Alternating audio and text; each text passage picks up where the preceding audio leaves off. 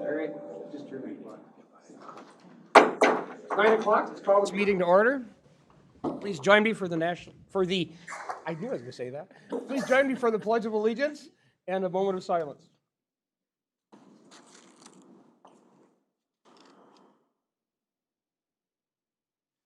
I pledge allegiance to the flag of the United States of America and to the republic for which it stands, one nation, under God, indivisible, with liberty and justice for all. So yeah, sitting there joking about that, and then I put it right in my head, and so I said it nice and out loud. That worked out well. Which actually kind of sets the tone for what we're going to do this morning. This morning is going to be one of the more complicated agendas that we have with starts and stops. Particularly for those online, it may be a little bit confusing, but we do have a lot of important items that we're going to take care of this morning.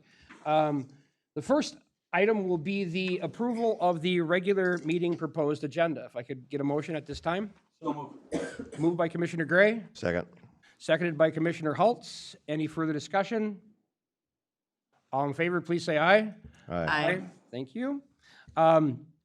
Proclamations. We're going to have a proclamation for the consider approval of Adoption Month proclamation and receive a presentation on the same. Do we have that ready to go? Thank you, Mr. Chair, members of the commission. Amanda, do you want to get up and talk a little bit about the proclamation? I have staff that will get up. Okay, sorry about that. Okay.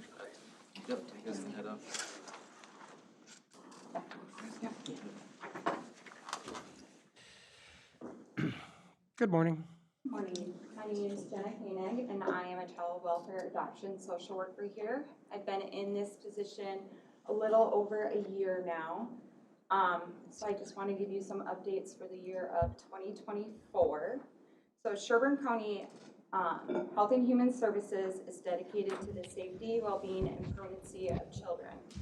Although we make diligent efforts to keep the families together, sometimes that's just not possible to do this while keeping the children safe.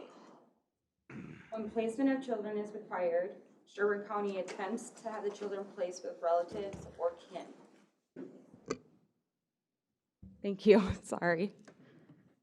I'm going to take a deep breath. I'm not great at public speaking. You're doing fine. We don't bite. It's fine. Sherburne County strives to support reunification with families we work with and simultaneously do the same into concurrent planning, knowing the reality that not all children are going to be able to return home safely. In 2024, Sherburne County had 8 adoptions finalized through the CHIPS Matters. Currently, there are 9 more children awaiting adoption. Of these children, 5 are placed in pre-adoptive homes and are proceeding to adoption finalization. 4 are in care and are safe with loving and supportive foster care providers, while relative search and recruitment efforts remain ongoing. Additionally, 2 youth had turned 18 that were child wards, and 1 that just actually transitioned out of extended foster care for the 18 to 21 youth. There have also been 5 step-parent adoptions in the year of 2024. Although reunification amongst families is the highest priority, Sherburne County strives to work with family networks, find permanency within the children's family unit. When we are unable to do so, Sherburne County works within our community and our surrounding counties on recruitment efforts to ensure children have the permanency they desire. This year we have faced many challenges, including struggles with placements due to lack of the insufficient number of foster homes and other setting able to meet high needs of children who have experienced trauma in their entire while entering placement. Our hope that the community will support efforts to address this need moving forward. It is in our honor to serve the children of this county and support for the permanency of each of them. The journey to adoption often starts with a significant grief and loss for the families and children. But the journey through the adoption ensures children have a sense of safety, belonging, a home where they're loved, a stability, and a place where parents can provide them and meet their needs. And in these safe and loving spaces where healing and hope are possible, and the children can thrive and be successful towards their futures. And then I want to introduce Gretchen, who does the... I'm Gretchen Menzie. I do half children's mental health, half post-permanency support, which I'm going to talk a little bit about today. In 2023, Sherburne County created a position that offers families that have achieved permanency through adoption or a transfer of permanent legal and physical custody, ongoing voluntary case management services through a children's mental health lens. This position was created as a voluntary early intervention support to reduce adoption disruptions and decrease the return of permanency families needing intensive mental health services, typically accessed through children's mental health years after permanency was achieved. Over the course of the last year, I've worked with 7 families in my role, 1 family with 7 children under the age of 12.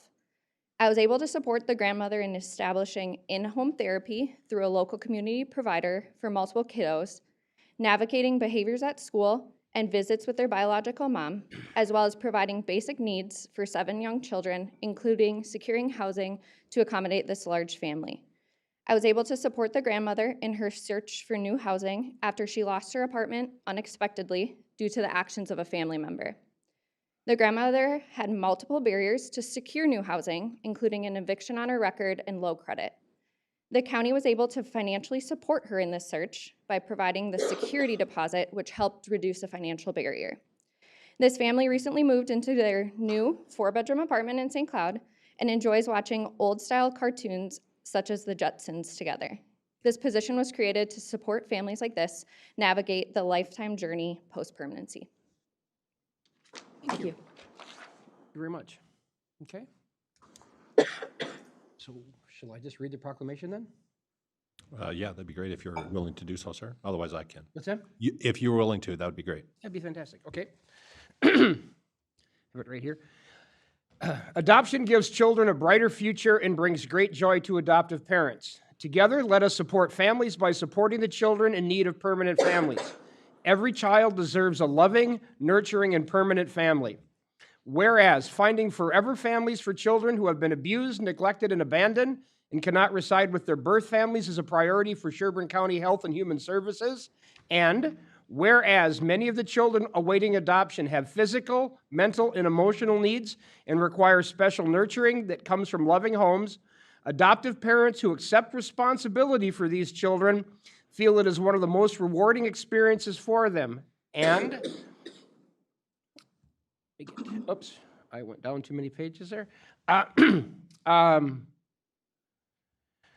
It is important to stress that disability, low income, or being single does not disqualify individuals from adopting, and whereas these children need extra patience and support to help them overcome previous hardships, and the families who have adopted these children require and deserve community and agency support, and whereas Sherburne County Health and Human Services provides support to adoptive families through post-permanency case management and connection to post-adoptive support services and other resources to help preserve their family and help them thrive. And now, therefore, the Sherburne County Board of Commissioners do hereby proclaim November 19th, 2024 Adoption Month and encourage community agencies, businesses, schools, faith-based organizations, families, and others to celebrate adoption through furthering an awareness of the challenges and issues in adoption, honoring families that grow through adoption, focusing attention on those children who live in the shadow of an uncertain future while they await permanent families. And then it goes on to say, in witness thereof, I have hereunto set my hand and caused the great seal of Sherburne County to be affixed at the Sherburne County government this 6th day of November 19th, 2024. And I will be signing that document later. Mr. Chair, I'll move approval of the proclamation. Commissioner Phobie moves approval. I'll second that. Commissioner Gray seconds. Any discussion? Mr. Chair, I just wanted to say a big thank you to people that are willing to open their homes and their hearts and consider being an adoptive parent. It's highly important to give these kids that stability that's going to help them grow and become productive citizens in their future. So I just wanted to, from the bottom of my heart, say thank you, and hopefully more people will be willing to open up their hearts and do that. And thank you guys for the hard work that you do and making sure that those are futures for those young kids. Okay, well, if no one else, as an adoptive person myself, I really have a great enthusiasm for the adoptive process, and I always kind of want to thank Lois for making the decision, Bernard and Sally for raising me, and Luther for basically showing up and contributing what he contributed. So it's an important thing, to actually have the opportunity to be raised by a family that is emotionally and financially able to take care of children, rather than for kids to end up in a home where they're not going to get that support. So I can't see any downside to the adoption process. So having heard no further discussion, all those in favor, please say aye. Aye. Opposed, none. Motion carries. Thank you very much. Okay. Next, we will have our public hearing for an ordinance in relation to regulation and registration of cannabis retail business and lower potency hemp edible retailer business. So I guess at this point, I would open up that meeting. Yeah, before you actually open up for public comment, Mr. Chair, members of the commission, if you're willing to get a brief staff update from Jennifer, and then we'll ask for a formal motion to open the public hearing. That would be fantastic. Yes. Good Good morning. morning, Commissioners. Jennifer Pym, Assistant Sherburne County Attorney. Just wanted to let you all know that there is a draft of the ordinance which has been circulated to our partners in the towns and the cities. And then I do, for today's purposes, have a couple of typographical corrections that I wanted to submit as a proposed amendment for you. In going through a final review of it, I caught a few things. So if I could just kind of point those out for the board here. Section 1.1, the second paragraph, the word "the" was omitted. The sentence should read, "The purpose of this ordinance is to implement the provisions of Minnesota Statutes Chapter 342, which authorizes the County Board of Sherburne County to protect the public health, safety, welfare of Sherburne County citizens by regulating cannabis, lower potency hemp edible businesses within the legal boundaries of Sherburne County." And then additionally, subsection 1.2, the statutory provisions, the symbol for the statutory sections was omitted. I would suggest adding that symbol to those 4 statutory provisions. And then on page 5, which is section 3.3, clause C, the word "in" was inadvertently missed.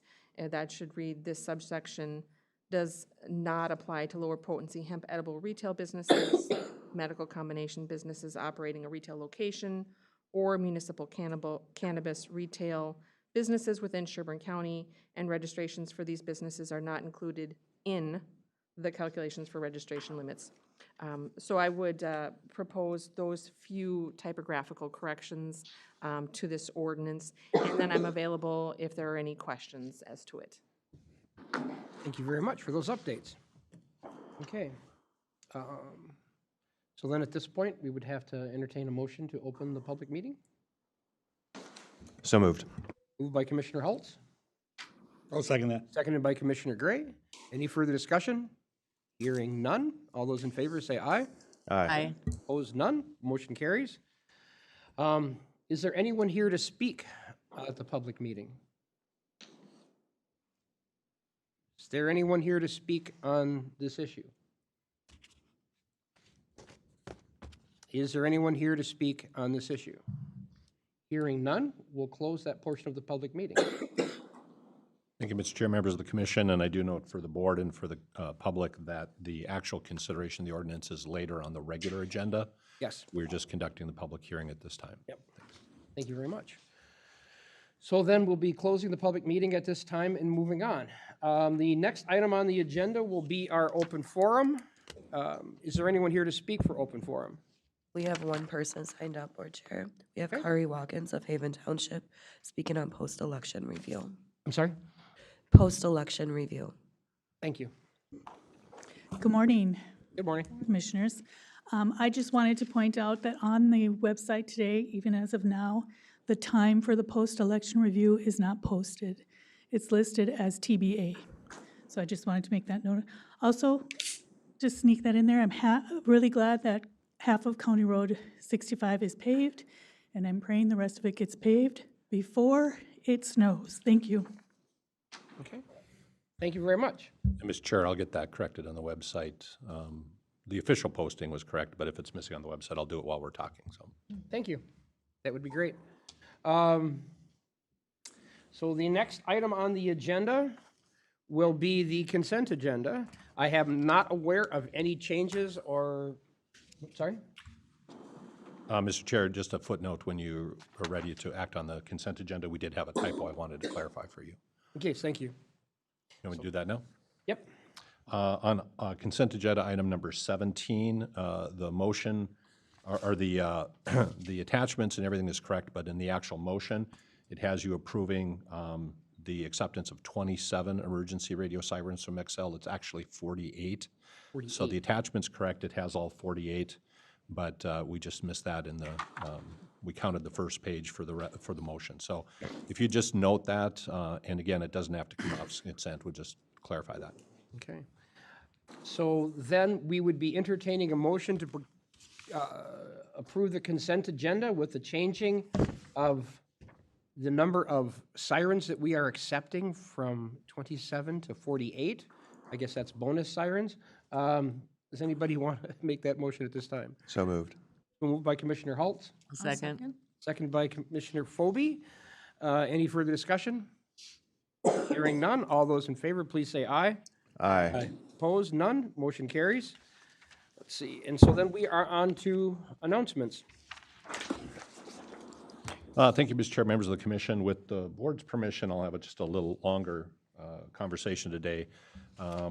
But make sure somebody gives me a hard stop as we get closer to 10 o'clock, because we do have folks coming to visit for legislative discussion. But just a couple notices or announcements ahead of time. First of all, just a reminder, December 5th at 6 p.m. is the Truth in Taxation. So that week we have a board meeting on the 3rd, regular meeting, regular time, and then December 5th we have the Truth in Taxation meeting, 6 p.m.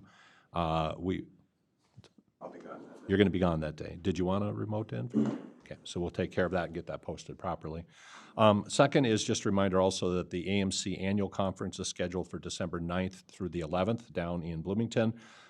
Remember, this year we're doing something slightly different. I'm asking you to consider items that you would like to acquire and then donate to the gift basket. I will just note that Keisha is 2 items ahead of all of you.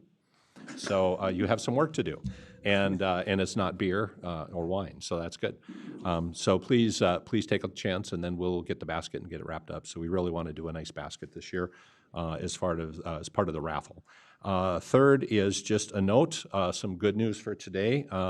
We have received from the Minnesota Department of Transportation a merit award for outstanding rural resurfacing. This is specifically for the work that we just completed on County State Aid Highway 1 from County Road 32 to County State Aid Highway 4.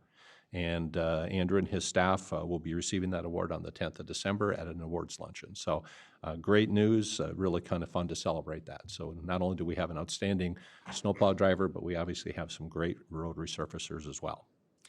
And with that, I'd like to turn and do a little bit of election summary for you. I do have hard copies that I'll ask the county attorney just to pass along for you. These are things that Lorraine and I put together. I would note, as Ms. Watkins noted, we do have a post-election review going on right now, and that is a random hand recount of 3 precincts that are randomly selected to establish that the tabulation is correct with the actual hand count. Since that's going on, Lorraine and the election staff are over in Maple, and I'll kind of substitute for her and talk a little bit about initial summary of the election, and then specifically spend some time talking about the reporting error that we experienced. With that, can you do the clicking there, Keisha? You're trusting. So what I note is that this is an initial report. I think we'll have more as we'll talk later. But just a brief conversation, if you're willing to indulge me. What we don't do today is talk a little bit about the summary data and the process that's used to get where we're at, the error that occurred in reporting the results to the Secretary of State's website, and then some improvements that are, did I mess up? Improvements that are for consideration or that are already in work here. What I note is that we did have a series of small things that basically added to the ingredients, and then with the instructions or the work that staff did, we created a recipe card for an error over multiple weeks, and I want to give you a good review of that. I'll start by not burying the lead. The good news is that at the end of the day, election results were accurate. Nothing changed from election night to the canvassing, but what occurred is that we had a reporting error. So while we kind of were watching a little bit of a frantic kitchen in essence, everything came out at the end the way it was expected to be and should be. With that, let's talk a little bit about summary data for you, just to put things in context. As you know, Sherburne County operates with 35 precincts. We therefore have 35 polling locations. In addition, we had one absentee mail-in tabulation machine. That's for the mail-in and the drop-off absentee ballots, and that's called an ICC, and we'll talk a little bit more about that. And then for several days, we had 2 absentee direct voting machines, one in Elk River City Hall and one in the Sherburne County Government Center. Of note, we did not have one in St. Cloud City Hall this year, and a couple of you heard about that. And so that's something that we'll always be looking at as a possibility in the future. So the actual results. You can see the voter registration as of 7 a.m. that morning. That voter registration roll will now be updated over the next several weeks to reflect current voter registration. In addition, we had of 65,000 and some registered, a very high turnout of 58,000 voters voting. In person, the day of voting, that's in the precincts, was 42,000 and a few. Absentee voting was just over 16,000, of which 7,470 were mail-in absentee ballots, and the rest were direct balloting of absentee ballots at either Sherburne County Government Center or at the Elk River City Hall. The initial process in our review as part of our auditing identified the following. First of all, that all ballots were properly received and properly secured. At no time was chain of custody lost. In fact, it was maintained from the election judges to the central office here and are now, of course, in a secured area. In addition, I want to emphasize that party balance was utilized where it was required. There was at no point that we did not meet the standard for party balance. In addition, all tabulations were completed and were documented. Election day voting results, there's kind of 3 what I'll call baskets of results. So you have the election day voting results at the precinct. Those are what you'll often hear as the tape or the summary card, and that's phoned in on a secure line to our central server here and then utilized in the upload to the Secretary of State. Then, of course, the physical ballots are returned here as well as the tapes and the summary information. Absentee ballots that were mailed in or dropped off were all here. They were tabulated here and are secured here. The absentee ballots that were from the direct voting machines were then returned here, either from the City Hall or from the machine that was out here as well.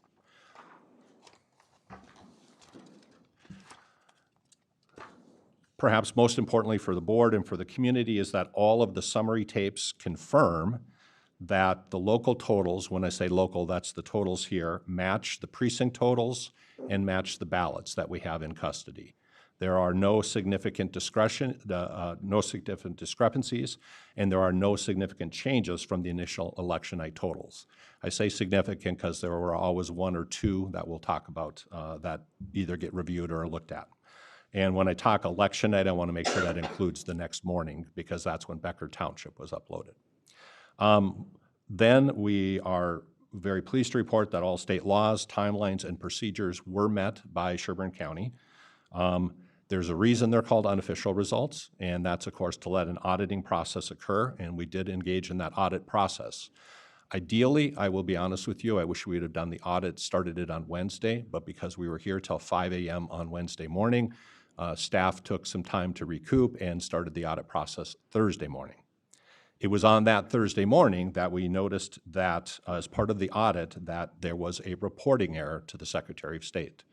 That is a reporting error or uploading of the results. It is not a change of the actual results here locally. We then entered into procedures that are laid out in addition with the Secretary of State following to correct that reporting error, which was then reported on the, or corrected on the 7th of November. So, What went wrong?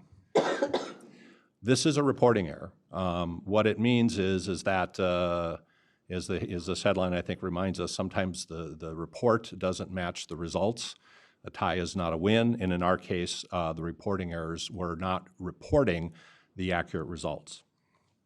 Specifically, to understand the error, we're going to go back and cover a few process and technical things for you, and we're actually going to go back to public accuracy testing. So the public accuracy test is to test the equipment and the procedures utilized to compile the election results. And again, you have election results coming basically in those three baskets. There are similar tests used for the precinct tabulators. Those are the ones that are out in the precincts. For the direct voting tabulators, those are the two machines that were at the Elk River City Hall and here, and for the mail-in or drop-off tabulator. When we talk about the ICC tabulation or the scanner, that is the picture to the right. It is literally a scanner hooked up to a computer that is not connected to a network or the internet. It is a standalone system. It is secure. If you look at the bottom, that is in fact one of the securities. It's a key fob that specifically is used to secure that particular server. The equipment was tested according to the state requirements. In fact, all equipment was tested as part of public accuracy testing on 2 weeks of October, the 15th through the 18th, and the 21st through the 25th. On the 25th of October, the Secretary of State reset their election reporting system, and it was on that date that we, of course, were in efforts to reset our election equipment as well. So that means that everything that goes out on the precinct tabulators is zeroed out, everything in the office is zeroed out. So, why do we use that testing, or what you might hear called the test decks as we reported it? So a test deck is a series of ballots, and you can see an example of a test deck on the right that says test on it and says sample. These are used to test the actual equipment, to run them through the tabulators. ICC stands for Image Cast Central, proprietary software that's used to tabulate the mail-in and drop-off absentee ballots. The ICC system uses a very distinct numerical pattern to create the test deck. In other words, it's not all votes for one candidate. It's actually a numerical pattern. It decreases in the votes, and it's very mathematically complex, but it's the most accurate way to test the machines. And that, of course, then is uploaded in the test to the Secretary of State to make sure the data is received, and then the Secretary of State not just receives the data, but then will test publish it. For your information, even though we have 35 precincts, we have 48 distinct ballots. And that's because you have to add in precincts that have multiple school districts. So there are 48 different ballot styles. When looking at the number of candidates that are on those multiple ballots, there are 68 different test patterns between candidates and write-ins. Just for your information, during the presidential primary, there were over 100 potential candidates. So this is actually a little leaner. So when you take those together, you have the 48 distinct, what I'll call school district precinct ballots, and the 68 test ballots. You end up with 3,264 test ballots. It's a lot of ballots that are then scanned in and then uploaded to make sure the system works. A little more visual for you. On the left is the actual numerical pattern system used to create the test deck. And it's done, again, as you can see, by candidate and by precinct. And then on the right is the actual tabulation totals as they're run. So they're run in sequence, and then as you can see, or probably can't see, but just note on the right column is the total getting up to that 3,264 ballots. That is how the test deck is used and created. Now, what happens when you run the test deck? There is attached to the ICC a memory card. That is the actual memory card, a photo of it for you there. You notice it's not a standard USB port, not a standard flash drive. It's a unique product, and you can see the port to it there as well. The ICC hard drive and software, after it is tested, is cleared, just like the state system is cleared, and there is a zero report run, and that's part of the audit trail. So we zeroed out the ICC hard drive and the test data. What didn't happen And we're not 100% sure why, and part of it is we want to wait till the state Canvas board meets and the recounts meet, but ultimately we hope to test the memory card, is we know that the memory card did not clear the test data. Now, we can hypothesize it wasn't properly put into this port. There may have been a glitch between the server and the memory card. We just aren't sure at this time. As a result, there was left on the memory card the test data. There were actually those 48 distinct files for what I'll call the school district precincts, and there was one intro or feed file, so a total of 49 files. We want to keep that in mind. That was left on that memory card. Was not on the server, but was on the memory card. Then we switch and we talk about the mail-in ballots themselves to help understand a little more on the context. So on the left, you can see the application to receive an absentee ballot. That is filled out and a mail-in ballot is requested. Returns are tracked, and on election day, we check against day of voters to make sure that they did not file an absentee ballot and then vote in person.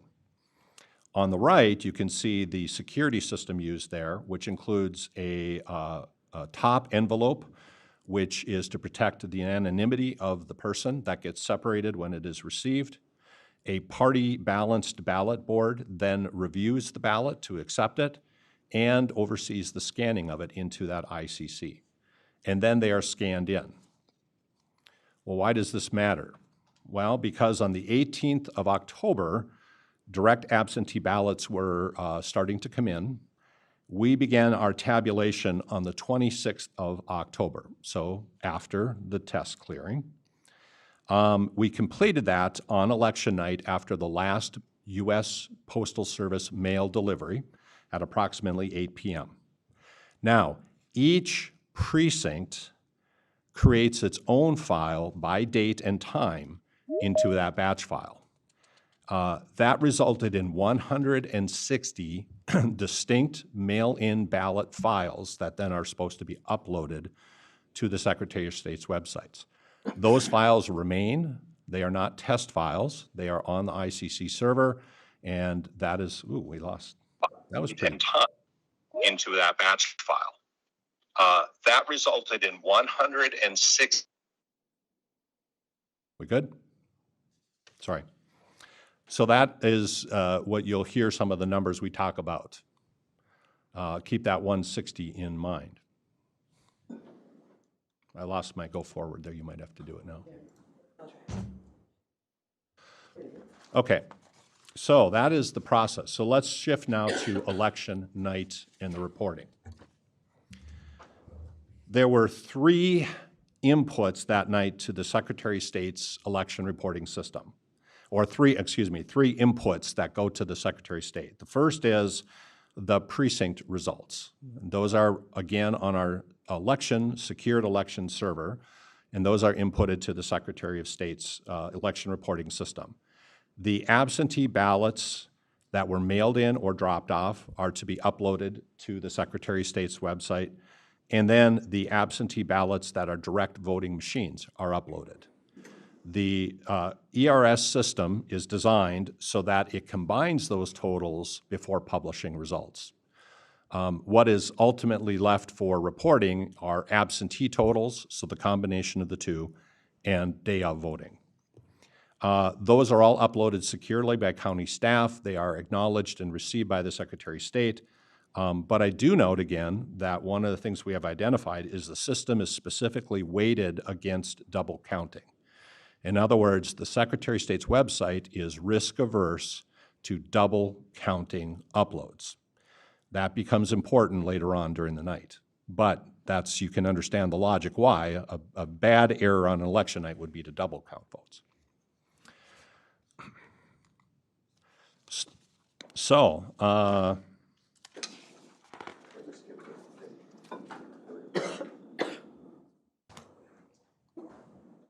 first upload. I want to do this first.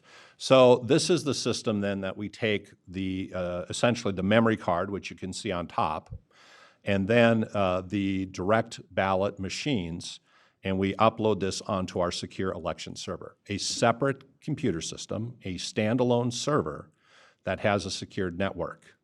Then we go to a different computer system, log into the secure website on the Secretary of State's website, and then we're allowed to upload from the election server. So those local results are either transmitted from the precincts or they're loaded onto this server, and then they are uploaded into the secure election server. So what happened? The first upload occurred, I'm just going to say approximately 9 p.m. We do have the date timestamp. Uploaded very successfully were the election day voting results. About a third of the precincts, specifically if you want to write down 11 precincts, were reported with the first upload. Along with that, the absentee ballots received from the direct voting machine successfully uploaded. What we failed to upload was the absentee ballots from the mailed in or dropped off ballots. That X, if you go to the bottom of the screen, is what we now have identified most likely happened. The upload from the memory card, after we loaded the 160 distinct files, because the test data was there, the test batch data was actually what was uploaded. So we have confirmed the 160 files were copied to the memory card, but because of the use of a subfolder called election results, the 49 files were uploaded. Now remember, those 49 files are across all precincts, but the rest of the data was only 11 precincts. So when the results came, it identified 11 precincts as having been fully, unofficially fully counted. It held back the other precincts, including what I'll call the test data. But that was the first upload. The second upload happened fairly late that evening, where we were able to upload the remaining precincts except Becker Township, so that's an additional 23 precincts. We had already uploaded those absentee ballots, and they sit in the back end of the state system until there is something to report. And we attempted to fix the absentee ballot issue because it was identified that there was something off on our local totals to the state totals. And so what the attempt is a quick review by staff and our contracted vendor were a false assumption that of the 160 actual files, 49 were properly uploaded and the others were not. The correlation was not made that the 49 were the test data. So they attempted to upload 50 through 160. So that was the attempt. Ironically, the Secretary of State's website did not accept that because it zeroes out to avoid that double counting. Remember, there was already data from the 49, so it wasn't 49 here and then add the rest. It was 49 across all precincts. So as a result of that, the second upload was now accurate for election day voting, absentee voting, for direct voting, but again, we don't believe that it reflected the mail-in votes. The one that's not listed as an upload, but I want to note for you, is there was a manual correction then done early on the 6th, specifically for Becker Township. What happened in Becker Township is that there was one ballot that was misfed or misread at the precinct. They were off by one ballot in their count. They attempted to rescan the ballots twice at the precinct and then brought the machine in here, where then it was rescanned here until the number of ballots matched the report. Why do I share that with you? Because your staff spent almost 8 additional hours making sure that a single ballot was properly counted. That's what they do. They're not about making, you know, what you saw in the newspaper, finding ballots, losing ballots. This was about one ballot that we worked on. And we uploaded that final precinct early in the morning. That's why if you went to bed and it said 86% of precincts reporting whatever, that's because we didn't upload the final one till early that morning. Fast forward one day, so Thursday morning, we start our auditing process and staff identifies that that second fix failed. So we contacted the Secretary of State's office as well as the contractor. They went through and identified the problem, identified when it occurred, and they identified that their correction failed. They then worked to clear completely the mail-in ballot section of the Secretary of State's website, so you wouldn't have that overwriting issue. And they reloaded all of the data that we had here locally that hadn't changed since election night, just did not get uploaded. When they did that, we had the correct results. They trued up, and there's a 10-minute delay before they published those results. During that time, I contacted you, a couple of you, at least the chair, vice chair, let you know what was going on, and then Lorraine contacted the candidates who were most affected by the upload. So, worst case scenario, what it really reflects is that probably somewhere around 90% of all ballots were uploaded, but in close races, that missing up to 10% of ballots can make a difference, and that's what we saw in those close races. Again, the ballots were counted, they were here, tabulations were correct, this is how it was reported. In particular, we identified 3 close races. State House District 14B was a close race after that morning upload. When the mail-in ballots were added, the race got less close. It actually came out of the threshold for a publicly funded recount if requested. In ISD 728 school board race, 3 were to be elected. The first and second places did not shift, but the third and fourth shifted. And then in the city, and that one, by the way, is so close that that is a publicly funded recount. And then in the third place, the city of Baldwin, the 4 city council members were to be elected, 2 for a 2-year term and 2 for a 4-year term. In one of those races, the second place and the third place shifted. And the shift was from 10 votes ahead to 25 votes behind. After contacting the candidates, letting them know, we then sought immediately from the Secretary of State on Friday and received approval that we would be authorized to conduct discretionary hand recounts of the Sherburne County precincts at our expense for those close races. The Secretary of State made it clear, however, that we also have to pay for their time. So there is a cost associated, but we did not feel that for those candidates who were affected by our reporting error, that it should be incumbent upon them to pay for a hand recount of the Sherburne County precincts. For ISD 728, that is already within the margin for a public recount, we have offered to assist the school district with that recount and reimburse the school district for the Sherburne County precincts under the same premise, that the school district doesn't have, while it has to conduct the recount for all of that district, we feel it is not incumbent upon them to cover the Sherburne County precincts. So, today is the post-election review. Tomorrow will be the hand recount, discretionary recount for the City of Baldwin City Council position. It was requested by the candidate, and we have complied. On Monday, the 25th at 10 a.m., we will have a hand recount of the Sherburne County precincts for Minnesota House District 14B. Again, that is outside the threshold for a publicly funded recount, but we have offered to conduct it for the Sherburne County precincts. And on Tuesday, December 3rd, lasting up to 3 days because of the number of ballots, we will host and support the school district as they conduct a public hand recount of their school board race, and we will be using the Maple Conference Room for that. A few notes of some other contributing factors that I believe the public and the board should be aware of. First of all, while we were conducting the normal election, we were also challenged because we had to hand tabulate and publish the Baldwin city election results. It's a unique situation. Baldwin was in transition from a township to a city.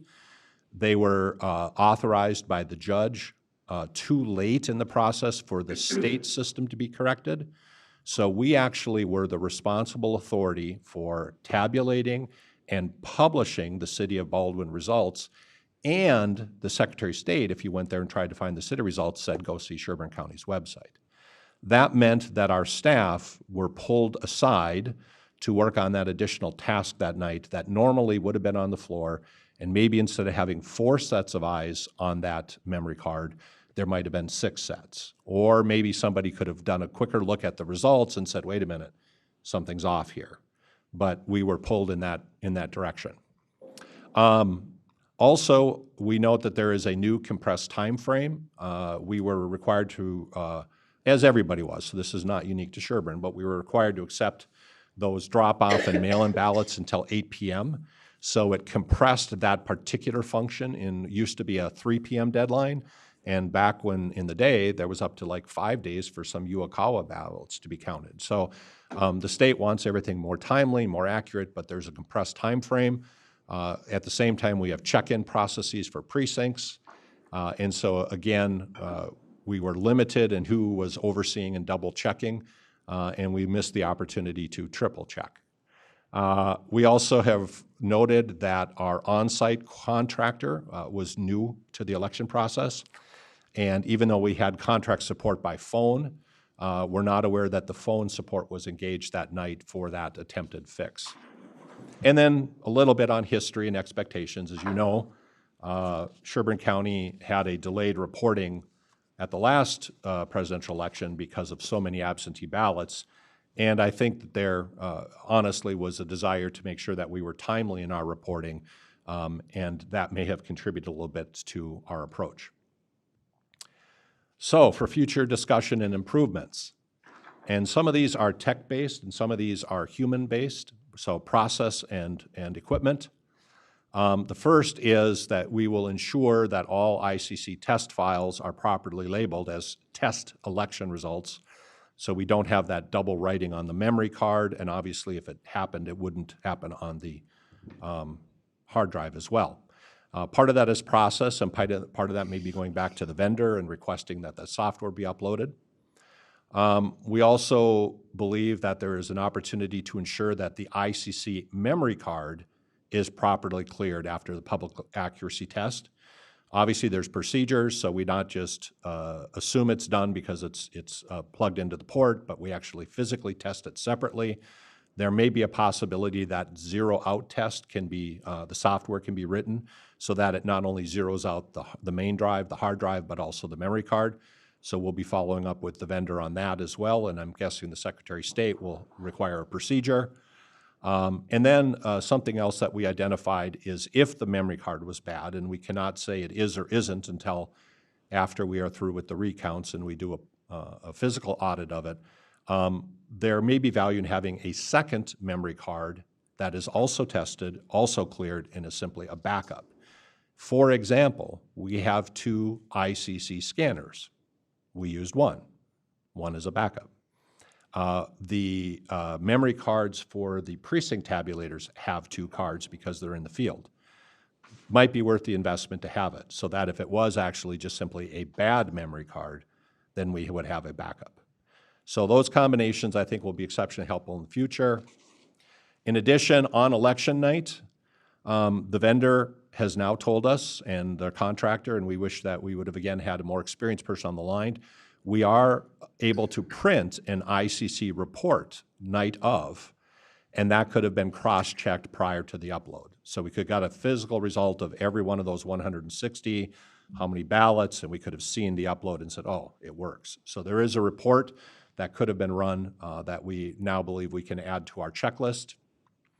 In addition, we do believe we can contact the Secretary of State and see whether or not their system can be flagged, so then when there is a duplicate batch file detected, or it's identified and omitted, that there's a flag back, hey, something's wrong. And again, their system is risk averse, it's built so that you don't double count, so it just waited for results that were never uploaded. Obviously, we will address the staffing issue and the oversight of the reporting and the upload process. We thought we were all hands on deck, but it might mean, again, since we won't have Baldwin, we'll be okay, but you never know. In addition, we will ensure that the contract support is there and is more robust. And then finally, perhaps most importantly, I think for us, we want to reprioritize accuracy, even if timeliness is affected. We may get frustration again that we're not doing reports or results until 2 or 3 in the morning, but I think that in the end, that would be a better result than having an inaccurate report. And then last but not least, the post-election audit. We have to ensure that the initial audit of reported results is completed as soon as practicable. Again, we had that exhaustion factor, but the reality is that we're going to have to figure out a way to soldier through and to get that done on Wednesday as soon as possible and not later. That extra day delay, I think, causes issues. The good news is, again, it was a reporting issue. It is like the Mississippi literacy showing improvement and having a typo. It did not affect the results of the election. The risk is it could be a Buckner-esque error in the future that we obviously want to avoid. Now, I'll share with you, when I was in high school, Duluth Central in football, we're competing against our arch rivals, the East Greyhounds. And, East was the better school. And, and if you remember back in the day, and I know I'm old, but the way that sports used to be reported was they'd send a camera person out to one game, they'd take a little bit of footage, and then they go to another and go to another, and then they'd go back quickly and they try to upload the video. Well, when the cameraman was there, we were getting our butts kicked. At the end of the game, we actually came back and won, and it was a big deal. I mean, we're like, woohoo, we beat those Greyhounds, go get them. So those of us who got home were excited to watch the sports at 10:25, in the evening and see it. And back then, the way sports were reported is somebody would call in the score to the studio. Well, somebody called in, but between the call-in and the person reporting it, who probably was also cutting the video footage and saw East winning, transposed the score. And so we're all there watching the news, and here comes that East wins. East beats Central. Boo. And it was very frustrating. We felt that something was stolen from us. We felt that there was some joy that we were deprived of. It didn't affect the outcome of the game. It didn't affect the outcome of the season. It was what it was. It was a reporting error. We stole some joy from some people. We failed in our job. So this is not meant to be an excuse. This is an explanation. We expect that we will have additional reporting and auditing that will occur. And we deeply regret that we let you and residents down by having that reporting error. We are thankful that it did not affect the outcomes, but on election night, there were people who believed the reports were more than unofficial and believed that they were more accurate than they were. With that, I'll take any questions. Mr. Chair. So I just want to recap a couple of things. One is, with the exception of the one ballot in now Baldwin City, I guess, when the initial reports were printed, the summary reports, the tapes, those have not changed from election night, correct?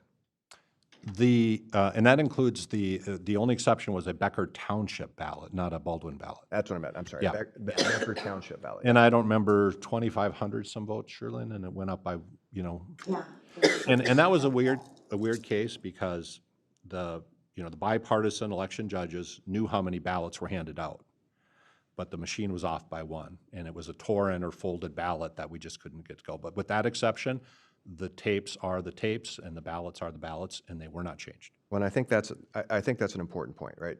The results never changed from election night, right? The reporting that happened, obviously, it has been thoroughly investigated. But I think another thing that's important to point out is there's a procedure and a process for finding such an error. It's unfortunate we didn't find it sooner, but there is a procedure for doing that, and that error was found in that procedure as it's supposed to, correct? That is correct. Yep. As soon as that error was found, the county was proactive because you and I had this conversation with going out to the candidates themselves, going out to the Secretary of State and requesting that we do that additional hand count at our expense for transparency, that we contact party officials, and that we set up this particular meeting as part of a board meeting, so it's part of the public record, so there is clear transparency on what happened, correct? Correct, with one clarification. We really don't proactively communicate directly with the party. I did. I understand. And that's what I'm alluding to. Yeah, and that's because most of those races were nonpartisan. We responded to party inquiries, but our obligation was to contact the candidates directly. And this is my frustration, and it is, I spent the next 2 weeks correcting incorrect and misleading information coming from, frankly, mostly from either officials of or state representatives of the Republican Party. And I want to say one thing here. These positions are nonpartisan. That doesn't necessarily mean the people in these positions are nonpartisan. And under full disclosure, up until 2 years ago, when I was elected to this role, I was a chair of the board of the Republican Party of Senate District 30 for a decade. I've been a delegate to the state meeting for as long as I can remember. I'm a delegate now to the state. I'm a delegate to State Central Committee, which is the governing body of the leadership of the Republican Party, and I am to this day. Nobody in this state wanted, the GOP to win the state house more than I did. I will also say that everybody from the director of the Republican State Party to a considerable number of the state representatives all have my personal cell. Not one contacted me to ask a question before they started sending out press releases that had wildly inaccurate information. I contacted David Hann, and frankly, he and I had a very good conversation. I attempted to contact Lisa DeMuth, the minority leader of the House, but she couldn't be bothered to return my calls. Okay? The vice chair of the state party came in here, had not contacted us previously, and made wild accusations. I have never been more disappointed with my party than I was over their behaviors with respect to this issue. And I understand it's a contentious issue, but it is just lazy and incompetent not to contact someone when you've got people in the middle of this that you have had relationships for a decade. I want to make it absolutely clear. It's more than expect. I demand a public apology from the state GOP party to our election officials for the misinformation and the harm that they caused by not just picking up a phone. And I think I'll leave it at that. Okay, and we are about to run into a hard stop here at 10 o'clock, but I would like to throw out one more thing, and I think I speak for the entire board here. We are still 100% behind our election officials and the people who do this work. They did an extraordinary job all the way through. They put in so many hours. I've obviously been in contact and aware of this situation since it started. I mean, not just election night. Election night, as already pointed out, was a lot of hours, a lot of extra hours, and then in correcting this simple reporting error, they have put in a lot more hours, and they just still deserved our respect and our support. And I'll leave it at that. Anyone else? I would like to add just one thing. Yes. Since we are nonpartisan at the local level. As hard as this has been on your staff, we also recognize that had the tables been turned, I think the same level of issues would have come from our other state party. I don't believe this is just a Republican issue. If the Democrats are on the losing side, I think we'd have gotten the same amount of heat. It deals with the overheated nature. I know we really respect what you're saying, but we also understand that, you know, if you're on the losing side, you're going to be sharp, and we're feeling that sharpness. So I do appreciate it. Thank you. I just wanted to make one. I did receive a phone call from a gentleman that had been seeing, at least he referenced 3 different reports, and I'm assuming he was meaning by whether that be through newspaper, television, I'm not 100% sure. And he was very concerned about what those reports were saying. And I